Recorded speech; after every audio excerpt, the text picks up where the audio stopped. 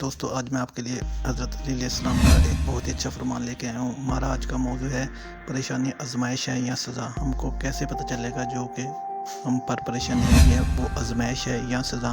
آئیں آج کی ویڈیو شروع کرتے ہیں۔ بسم اللہ الرحمن الرحیم۔ پریشانی آزمائش ہے یا سزا؟ حضرت علی علیہ السلام سے کسی نے پوچھا، یہ کیسے پتہ چلے گا جو پریشانی یا مصیبت ہم پر آئی ہے وہ اللہ کی طرف سے آزمائش ہے یا ہم پر اللہ کی طرف سے سزا ہے؟